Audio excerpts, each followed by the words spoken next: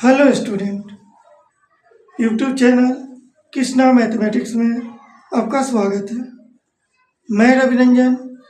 इस वीडियो में class 10 BSCB board के फर्स्ट चैप्टर जो है वास्तविक संख्या का ये सेकंड वीडियो है, जो कंसेप्ट बता रहे हैं।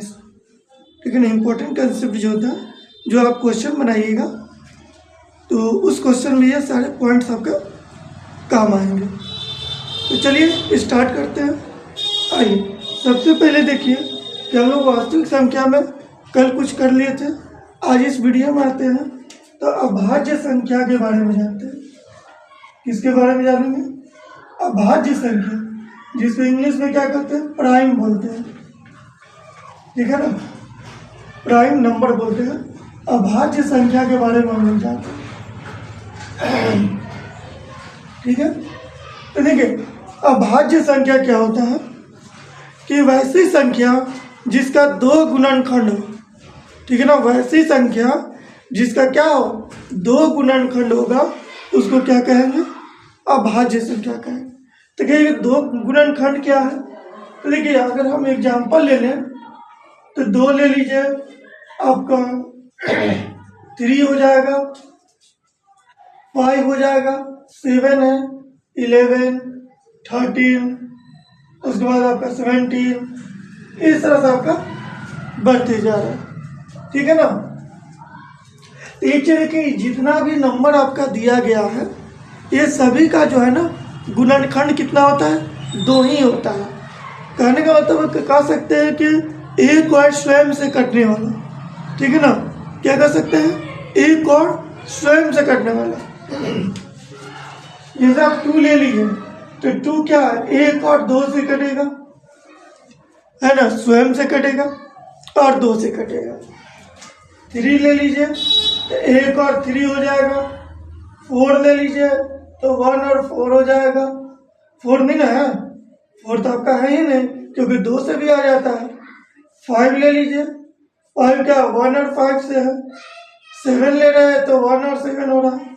देखिए तो जो भी नंबर हम ले रहे हैं तो 1 एंड इटसेल्फ, तो एक और क्या है? खुद से कटे। ठीक है ना, देखिए जिसका दो गुणनखंड हो, सबका देखिए 2 ही गुणनखंड आएगा। जितने भी अभाज्य संख्या लेंगे सबका कितने गुणनखंड होंगे? 2 गुणनखंड होगा। ठीक है, अब आपके माइंड में सर 1 अभाज्य संख्या नहीं है? तो नहीं, 1 जो है ना भाज्य भी नहीं है और नहीं अभाज्य संख्या, दोनों नहीं है। 1 जो है भाज्य और अभाज्य दोनों आपका नहीं है। इसमें आपका और क्वेश्चन क्या बन सकता है? ये तो समझ गए कि जिसका 2 गुणनखंड होगा, 2 गुणनखंड होगा, उसे क्या कहते हैं? अभाज्य संख्या बोलते हैं। या कह सकते हैं कि 1 और स्वयं से कटने वाले नंबर, है ना, 1 और स्वयं से, उसको क्या कहेंगे? अभाज्य संख्या बोलेंगे। अब देखिए यहाँ पर आएगा कि सबसे छोटी अभाज्य संख्या बताइए, तो हम क्या बोल सकते हैं कि सबसे छोटी अभाज्य संख्या आपका क्या होगा? 2 हो जाएगा। सबसे छोटी जो पूछेगा तो आपका 2 अभाज्य संख्या हुआ। क्या हुआ? 2। सबसे छोटा यहीं से स्टार्ट हुआ, तो ये आपका क्या हो गया? सम संख्या। और लेकिन एक चीज याद रखिए, सम अभाज्य आपसे पूछेगा। देखिए क्वेश्चन आपसे सम अभाज्य कहेगा तो सिर्फ 2 ही होता है। क्या होता है? सम अभाज्य अगर आपसे पूछता है तो सिर्फ एक ही है। कौन है वो? 2 के अलावा कोई भी नंबर ऐसा नहीं है जो सम अभाज्य आपका है। ठीक है ना, सबसे छोटी अभाज्य संख्या पूछेगा तो 2, और सम अभाज्य पूछेगा तो आपका क्या हो जाएगा? 2 ही है।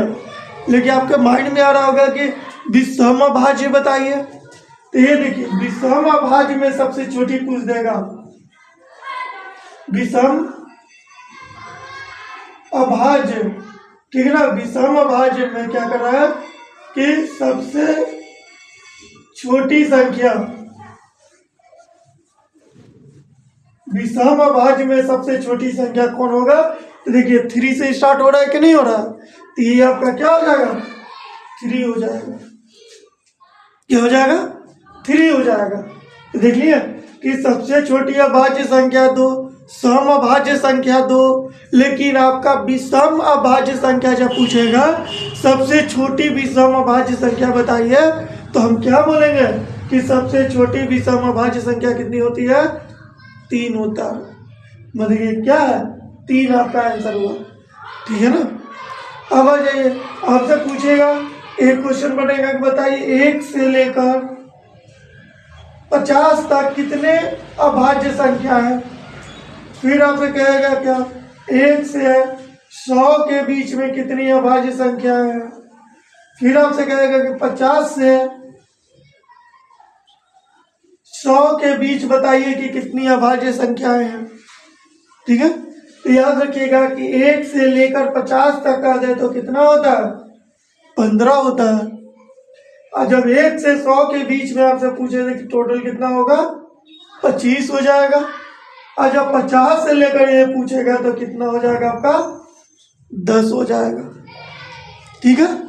तो ये आपका क्या हो गया अभाज्य संख्या के बारे में ये चीज है। ठीक है। अब आ जाइए भाज्य संख्या क्या होता है। ठीक है।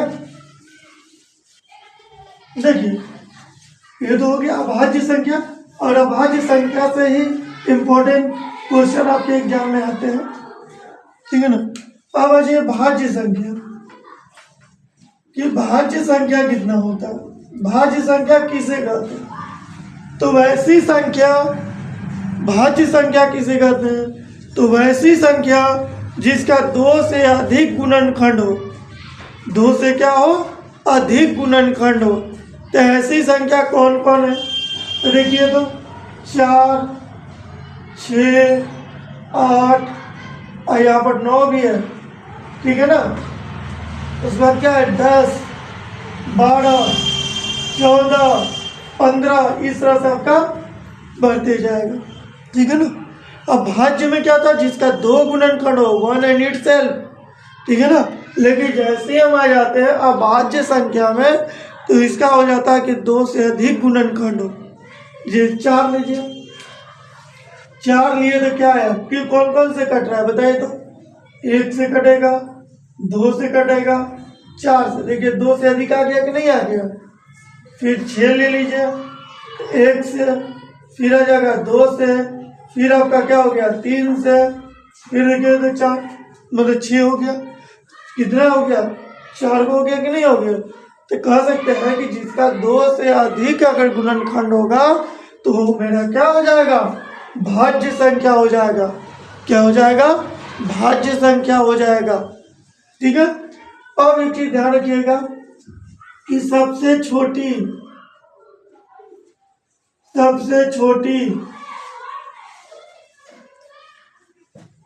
भाज्य संख्या आपसे पूछेगा, कोई आपसे पूछता है तो क्या बोलिएगा कि सबसे छोटी भाज्य संख्या क्या होता है 4 होता है। ठीक है ना। सबसे छोटी भाज्य संख्या 2 हो जाएगा। ठीक है। यहाँ तक तो उम्मीद करते हैं कि आपको अच्छे से समझ में आ रहा होगा। अब आ जाइए आगे देखिए। अब यहाँ याद रखिएगा कि भाज्य संख्या जो होता है क्या लिखे भाज्य संख्या क्या होता है, तो अभाज्य संख्याओं का गुणनफल होता है। क्या होता है आपका कि अभाज्य संख्याओं का क्या होता है गुणनखंड होता है कि गुणनफल होगा। क्या होगा बताइए गुणनफल होगा। ठीक है ना। क्या लिखेंगे गुणनफल हो गया। ठीक है ना। अब क्या है अभाज्य संख्या जो है भाज्य संख्या जो है क्या हुआ अभाज्य संख्याओं का क्या होता है गुणनफल होता है। जैसे ले लीजिए 20 ले लीजिए, तो इसका क्या करेंगे प्राइम फैक्टराइजेशन मतलब भाज्य गुणनखंड करेंगे। तो 20 को लेंगे तो 20 को तोड़ देंगे, 2 से कर देंगे तो कितना हो गया 10 हो जाएगा। फिर 2 से करेंगे तो 5, अब लगेगा 5 से कर देंगे तो 1 हो जाएगा है ना। तो इसको क्या लिखेंगे 2 गुणे 2 गुने 5 लिखेंगे। फिर क्या लिख सकते हैं बताइए, इसको लिखेंगे 2 के पावर 2 गुने 5 लिख देंगे। बताइए कोई दिक्कत? तो ये क्या हुआ देख रहे हैं कि भाज्य जो होता है वो अभाज्य संख्याओं का क्या होता है, गुणनफल होता है। ठीक है, एक दो और एग्जांपल लेते हैं इस पर।